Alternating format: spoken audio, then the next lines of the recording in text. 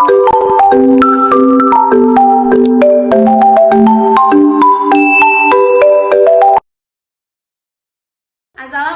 warahmatullahi wabarakatuh. Salam literasi. Perkenalkan, nama saya Diana Widiawati, pembimbing literasi dari SDN Kondang 2. Kali ini saya akan memaparkan review baca saya dari artikel Jambore Literasi Leksambedas dengan metode AIH, alasan, isi, dan hikmah.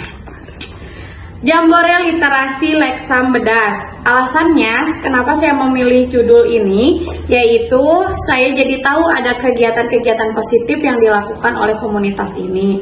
Lalu isinya yaitu tentang program tantangan literasi 2024 yang akan dilaksanakan oleh komunitas Leksambedas Kabupaten Bandung yang bekerja sama dengan Dinas Pendidikan, disambut antusias oleh peserta didik dari SD dan SMP.